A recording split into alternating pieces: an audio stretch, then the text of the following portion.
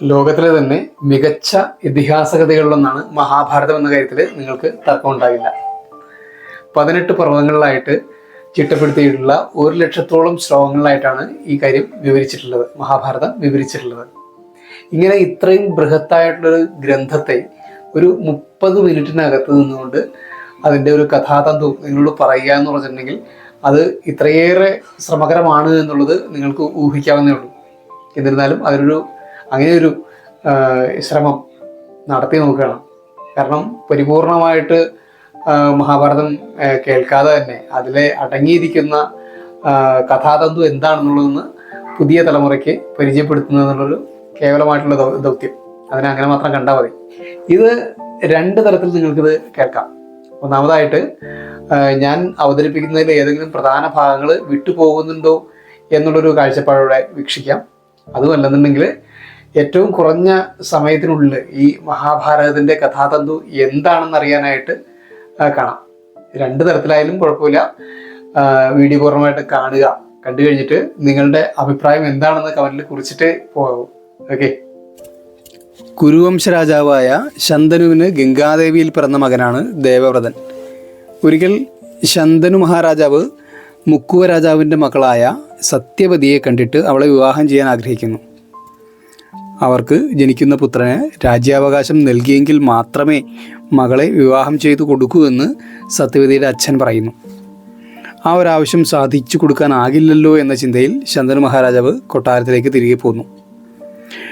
തൻ്റെ പിതാവിൻ്റെ മനോഗതം മന്ത്രിയിൽ നിന്നും മനസ്സിലാക്കിയ ദേവവ്രതൻ സത്യവതിയുടെ പിതാവിനെ പോയി കാണുകയും അദ്ദേഹത്തിൻ്റെ ആവശ്യം താൻ അംഗീകരിക്കുന്നുവെന്നും താൻ ഒരിക്കലും സിംഹാസനവും രാജ്യാവകാശവും ഒന്നും തന്നെ ആവശ്യപ്പെടില്ല എന്നും അറിയിച്ചു.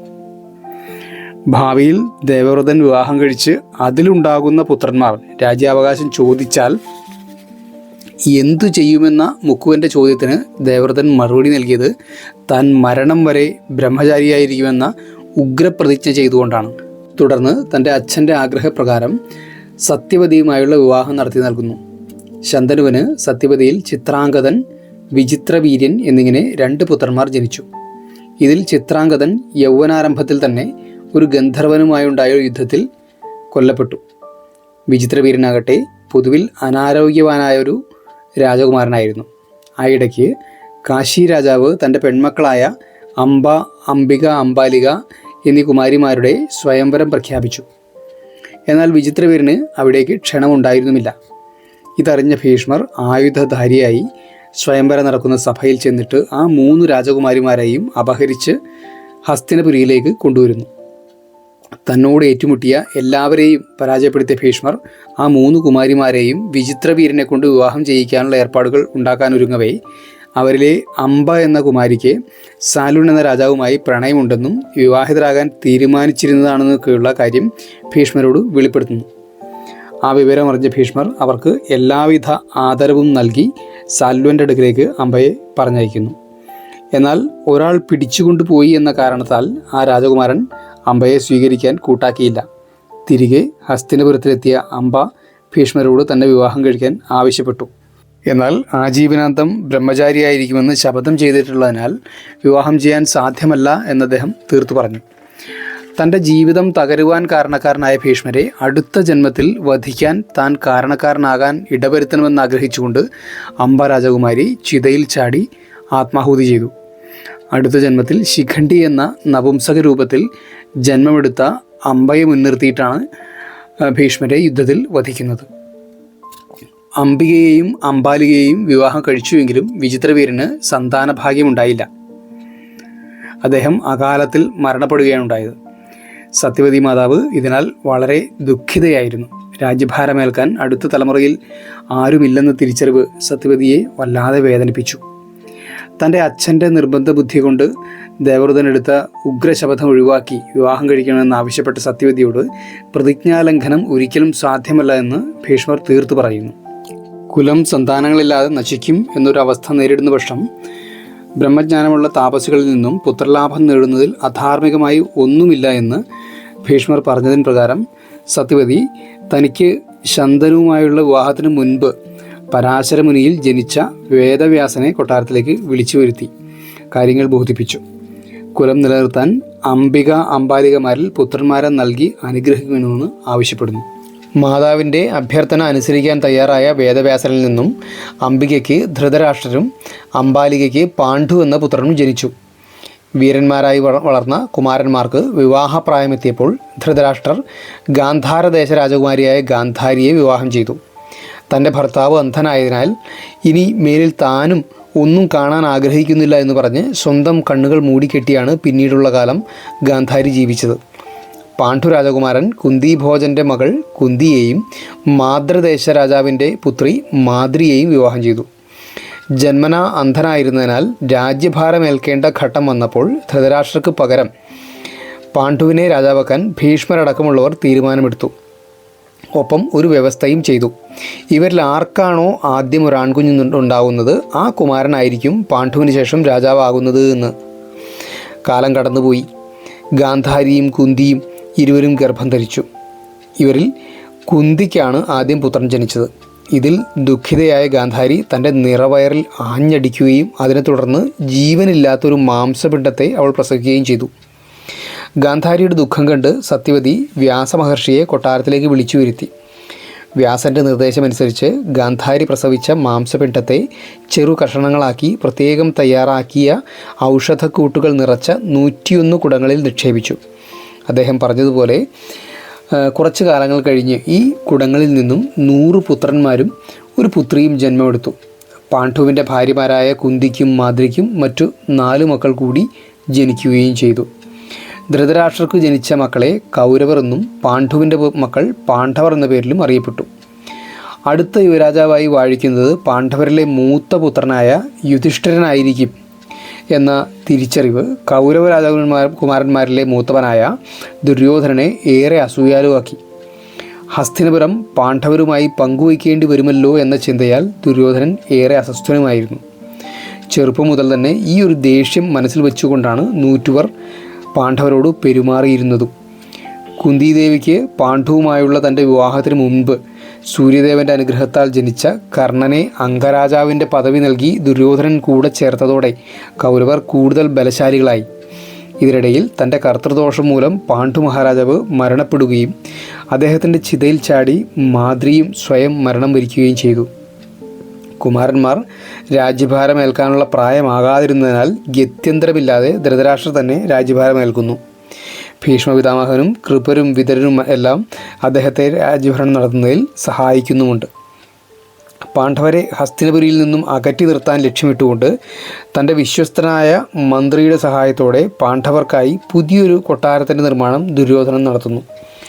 വളരെ പെട്ടെന്ന് തീപിടിക്കുന്ന അരക്ക് പോലുള്ള വസ്തുക്കൾ ഉപയോഗപ്പെടുത്തിക്കൊണ്ടാണ് ഈ ഒരു കൊട്ടാരം പണി പൂർത്തീകരിച്ചിരുന്നത്. ബുദ്ധിമാനായ വിതുരർക്ക് ഈ ഒരു പദ്ധതിയിലെ ചതി മനസ്സിലാവുകയും രക്ഷപ്പെടാനുള്ള മാർഗം അദ്ദേഹം പാണ്ഡവർക്ക് ഉപദേശിക്കുകയും ചെയ്തു. ഇതനുസരിച്ച് പാണ്ഡവർ തീപിടിച്ച അരക്കില്ലത്തിൽ നിന്നും അമ്മയോടൊത്ത് രക്ഷപ്പെടുന്നു. തങ്ങളുടെ ചതിക്ക് വിധേയരായി പാണ്ഡവർ മരണപ്പെട്ടു എന്ന് തെറ്റിദ്ധരിച്ച കൗരവർ ഉള്ളാലെ സന്തോഷിച്ചു. അത് മറച്ചുവെച്ചിട്ട് അവർ ദുഃഖം അഭിനയിച്ചു. അരക്കില്ലത്തിൽ നിന്നും രക്ഷപ്പെട്ട് വനത്തിലെത്തിച്ചേർന്ന പാണ്ഡവർ ശ്രീകൃഷ്ണൻ്റെ നിർദ്ദേശമനുസരിച്ച് കുറച്ചു കാലം അവിടെ തന്നെ കഴിയവെയാണ് പാഞ്ചാല ദേശരാജാവ് തൻ്റെ പുത്രിക്കായി സ്വയംവരം നടത്തുന്നത് അറിയാനിടവരുന്നത്. ബ്രാഹ്മണരുടെ വേഷത്തിൽ പാണ്ഡവർ അതിൽ പങ്കെടുക്കുകയും വില്ലാളി വീരനായ അർജുനൻ അമ്പെയ്ത്തു പരീക്ഷയിൽ വിജയിച്ച് പാഞ്ചാല രാജകുമാരിയെ വധുവായി ലഭിക്കുകയും ചെയ്യുന്നു. ദ്രൗപദിയെയും കൂട്ടി തങ്ങളുടെ വാസസ്ഥലത്തേക്ക് തിരിച്ചെത്തിയ പാണ്ഡവർ തങ്ങളിന്ന് എന്താണ് കൊണ്ടുവന്നിട്ടുള്ളതെന്ന് നോക്കാൻ വീടിനകത്തേക്ക് കയറുന്നതിന് മുൻപേ തന്നെ കുന്തി മാതാവിനോട് വിളിച്ചാവശ്യപ്പെടുന്നു. സാധാരണ എല്ലാ ദിവസങ്ങളിലും മക്കൾ എന്ത് ഭിക്ഷ യാചിച്ചു കൊണ്ടുവന്നാലും എല്ലാവരും തുല്യമായി പങ്കിട്ടെടുത്തു കൊള്ളാനാണ് ആ മാതാവ് പറയാറുള്ളത്. പതിവ് പോലെ തന്നെ അന്നും പറഞ്ഞു കിട്ടിയത് എന്താണെന്ന് വെച്ചാൽ അത് തുല്യമായിട്ട് പങ്കിട്ടെടുത്തു കൊള്ളാൻ. തുടർന്ന് അമ്മയുടെ വാക്കനുസരിച്ച് ദ്രൗപദിയെ 5 സഹോദരന്മാരും ഭാര്യയായി സ്വീകരിച്ചു. ദ്രൗപദി സ്വയംവരത്തിൻ്റെ വാർത്തയറിഞ്ഞതോടെ പാണ്ഡവർ മരിച്ചിട്ടില്ല എന്ന് തിരിച്ചറിവ് ദുര്യോധനനുണ്ടായി. മനസ്സില്ലാ മനസ്സോടെ അവരെ കൊട്ടാരത്തിലേക്ക് കൊണ്ടുവരാൻ ധൃതരാഷ്ട്രർ കൽപ്പിച്ചു. കൗരവർ പാണ്ഡവർ തമ്മിൽ വർദ്ധിച്ചു വരുന്ന സ്പർദ്ധ കണ്ടിട്ട് ഭീഷ്മരുടെയും വിതുരരുടെയും നിർദ്ദേശപ്രകാരം രാജ്യം 2ആയി പകുത്ത് ഖാണ്ഡവപ്രസ്ഥം എന്ന ഒരു പ്രദേശം പാണ്ഡവർക്ക് നൽകി. ശ്രീകൃഷ്ണൻ്റെ ആവശ്യപ്രകാരം അസുരശില്പി മയൻ അതിഗംഭീരവും മനോഹരവുമായ കൊട്ടാരം അവിടെ നിർമ്മിച്ചു നൽകി. തങ്ങൾക്ക് ലഭിച്ച രാജ്യത്ത് മാതൃകാപരമായ ഭരണം കാഴ്ചവെച്ച യുധിഷ്ഠിരൻ അവിടെ താൻ നടത്തുന്ന രാജസൂയത്തിൽ പങ്കെടുക്കാൻ ദുര്യോധനനെയും കൂട്ടരെയും ക്ഷണിച്ചു. ക്ഷണം സ്വീകരിച്ച് പാണ്ഡവരുടെ കൊട്ടാരത്തിലെത്തിയ ദുര്യോധനൻ പാണ്ഡവരുടെ ഐശ്വര്യത്തിൽ അസൂയാലുവായി. ഏതു വിധേനയും പാണ്ഡവരുടെ പക്കൽ നിന്നും രാജ്യം കൈക്കലാകണമെന്ന് ചിന്തിക്കുകയും ചെയ്തു. അതിനുവേണ്ടി കുബുദ്ധിയായ അമ്മാവൻ ശകുനിയുടെ സഹായത്തോടെ യുധിഷ്ഠിരനെ ചൂത് കളിക്കാൻ ക്ഷണിക്കുന്നു. ഇതിലെ അപകടം തിരിച്ചറിഞ്ഞ സഹോദരന്മാരുടെ മുന്നറിയിപ്പിനെ യുധിഷ്ഠിരൻ കൂട്ടാക്കിയില്ല. തുടർന്ന് ചൂതിനായി പാണ്ഡവർ ഹസ്തിനപുരിയിൽ എത്തിച്ചേരുന്നു. ദുര്യോധനു വേണ്ടി ചൂതിരുന്ന ശകുനി എല്ലാ മത്സരങ്ങളിലും കള്ളച്ചൂത് കളിച്ച് യുധിഷ്ഠിരനെ പരാജയപ്പെടുത്തി. തൻ്റെ സർവ്വസമ്പത്തും പണയപ്പെടുത്തി ചൂത് കളിച്ച യുധിഷ്ഠിരൻ ഒടുവിൽ തൻ്റെ ഭാര്യയെയും പണയവസ്തുവായി ചൂത് കളിച്ചു. ആ കളിയിലും തോറ്റതോടെ തങ്ങളുടെ ദാസിയായി തീർന്ന ദ്രൗപദിയെ ദുശാസനൻ തലമുടിയിൽ ചുറ്റിവലിച്ച് സഭയിൽ കൊണ്ടുവന്ന് അപമാനിക്കാൻ ശ്രമിക്കുന്നു. ശ്രീകൃഷ്ണൻ്റെ അനുഗ്രഹത്താൽ അതിൽ നിന്നും രക്ഷ നേടിയ ദ്രൗപദി ദുശാസനൻ്റെ ചങ്കു പിളർന്ന ചോര കൊണ്ടല്ലാതെ തൻ്റെ അഴിഞ്ഞ തലമുടി ഞാൻ കെട്ടില്ല എന്ന് ആ സഭയിൽ വെച്ച് ശപഥം ചെയ്യുന്നു. ധൃതരാഷ്ട്രരുടെ ഇടപെടലിനെ തുടർന്ന് നഷ്ടപ്പെട്ട സമ്പത്തെല്ലാം മടക്കി നൽകി പാണ്ഡവരെ തിരിച്ച് അയക്കുന്നു. ചതികൾ അവിടം കൊണ്ടും തീരുന്നില്ല. ദുര്യോധനൻ്റെ നിർബന്ധത്തിന് വഴങ്ങി ഒരു വട്ടം കൂടി യുധിഷ്ഠിരനെ ചൂതിന് ക്ഷണിക്കാൻ ഹസ്തിനപുരിയിൽ നിന്ന് ദൂതനെ അയക്കുന്നു. അങ്ങനെ ക്ഷണം സ്വീകരിച്ച് രണ്ടാമതും ചൂത് കളിച്ച യുധിഷ്ഠിരൻ അതിലും സമ്പൂർണ്ണ പരാജയം ഏറ്റുവാങ്ങി. അന്നത്തെ മത്സരത്തിൽ തോൽക്കുന്നയാൾ 12 വർഷത്തെ വനവാസവും 1 വർഷത്തെ അജ്ഞാതവാസവും അനുഷ്ഠിക്കണമെന്നായിരുന്നു കരാർ. ഈ അജ്ഞാതവാസക്കാലത്ത് കണ്ടുപിടിക്കപ്പെട്ടാൽ വീണ്ടും വനവാസം തുടരണം എന്നുമായിരുന്നു. ഒടുവിൽ ചൂതിൽ പരാജയപ്പെട്ട യുധിഷ്ഠിരൻ ഭാര്യയ്ക്കും സഹോദരന്മാർക്കുമൊപ്പം വനവാസത്തിനായി പുറപ്പെടുന്നു. വനവാസവും അജ്ഞാതവാസവുമെല്ലാം ശ്രീകൃഷ്ണൻ്റെ അനുഗ്രഹത്താൽ വിജയകരമായി പൂർത്തീകരിച്ച പാണ്ഡവർ തങ്ങളുടെ രാജ്യം തിരികെ ലഭിക്കാൻ ദുര്യോധനനെ സമീപിച്ചു. ഈ ആവശ്യം സൂചിപ്പിച്ചുകൊണ്ട് പാണ്ഡവരുടെ ദൂതനായി തന്നെ കാണാനെത്തിയ ശ്രീകൃഷ്ണനെ പാണ്ഡവർക്ക് സൂചി കുത്താനുള്ള ഇടം പോലും നൽകില്ല എന്ന് പറഞ്ഞ് അപമാനിച്ചയക്കുന്നു ദുര്യോധനൻ. ഒടുവിൽ മുന്നിൽ മറ്റൊരു മാർഗവും കാണാഞ്ഞ് തങ്ങൾക്ക് നഷ്ടപ്പെട്ട രാജ്യം തിരിച്ചെടുക്കാനായി പാണ്ഡവർ കുരുക്ഷേത്ര യുദ്ധത്തിന് ഒരുമ്പെടുന്നു. യുദ്ധത്തിൽ തൻ്റെ സഹായം അഭ്യർത്ഥിച്ചു വന്ന ദുര്യോധനന് തൻ്റെ മുഴുവൻ സൈന്യത്തെയും ശ്രീകൃഷ്ണൻ വിട്ടു നൽകുന്നു. ആയുധമെടുത്ത് പോരാടില്ല എന്ന പ്രതിജ്ഞ ചെയ്ത് അർജുനൻ്റെ തേരാളിയായി ഭഗവാൻ പാണ്ഡവപക്ഷത്ത് ചേർന്നു.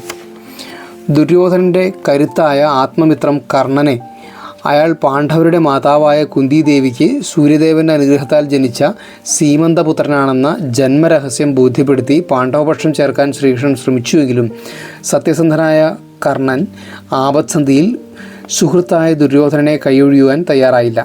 അർജുനൻ്റെ തേരാളിയായി യുദ്ധത്തിൻ്റെ തുടക്കം മുതൽ പാണ്ഡവരുടെ വിജയത്തിനായി ഭഗവാൻ പ്രവർത്തിക്കുന്നുണ്ട്. ബന്ധുജനങ്ങളെ എതിരിടാൻ കഴിയാതെ തേരിൽ തളർന്നിരിക്കുന്ന അർജുനനെ ഗീതോപദേശം നൽകി കർമ്മനിരതനാക്കുന്നു ശ്രീകൃഷ്ണ പരമാത്മാവ്. ഏറ്റവും ഒടുവിൽ യുദ്ധത്തിൻ്റെ 18-ാം നാൾ ദുര്യോധനൻ ഭീമസേനൻ്റെ ഗദാപ്രഹരത്തിൽ തുട തകർന്ന് യുദ്ധഭൂമിയിൽ വീഴുന്നു. രാജാവ് വീണതോടെ യഥാർത്ഥ യുദ്ധം അവസാനിച്ചുവെങ്കിലും കൗരവപക്ഷത്ത് മരിക്കാതിരുന്ന 3 പേർ പാണ്ഡവരുടെ ശിബിരത്തിൽ കയറി കൂട്ടക്കൊല നടത്തി ശിബിരത്തിന് തീവച്ചു. ദ്രോണാചാര്യരുടെ മകനായ അശ്വത്ഥാമാവ്, കൃപര്, കൃതവർമാവ് എന്നിവരായിരുന്നു ആ 3 പേർ. യുദ്ധം കഴിഞ്ഞ രാത്രിയിൽ ശ്രീകൃഷ്ണൻ്റെ നിർദ്ദേശപ്രകാരം ശിബിരത്തിന് പുറത്തായിരുന്നു പാണ്ഡവരും സാത്വികിയും കഴിച്ചുകൂട്ടിയിരുന്നത്. ആയതിനാൽ 3 സംഘം നടത്തിയ കൂട്ടക്കൊലയിൽ പാണ്ഡവർ മാത്രം ശേഷിച്ചു. അരുംകൊല നടത്തിയ അശ്വത്ഥമാവിനെ കൊന്ന് അവന് സഹജമായ ചൂടാമണി കൊണ്ടുവന്ന് യുധിഷ്ഠിരനെ അണിയിക്കാതെ താൻ ജലപാനം ചെയ്യില്ല എന്ന് ദ്രൗപദി ശപഥം ചെയ്യുന്നുണ്ട്. ഇത് കൃത്യം നിർവഹിക്കാൻ പുറപ്പെടുന്ന ഭീമസേനനെ തടയാൻ ശ്രീകൃഷ്ണനും അർജുനനും ശ്രമിച്ചുവെങ്കിലും അയാൾ വഴങ്ങിയില്ല. ഒടുവിലവർ അശ്വത്ഥമാവിനെ കണ്ടെത്തുക തന്നെ ചെയ്യുന്നു. അയാൾ അവർക്കെതിരെ ബ്രഹ്മശിരോസ്ത്രം പ്രയോഗിക്കുന്നുണ്ട്. ശ്രീകൃഷ്ണൻ പറഞ്ഞതനുസരിച്ച് അതേ അസ്ത്രം തന്നെ തിരിച്ചു പ്രയോഗിക്കുന്നു അർജുനൻ.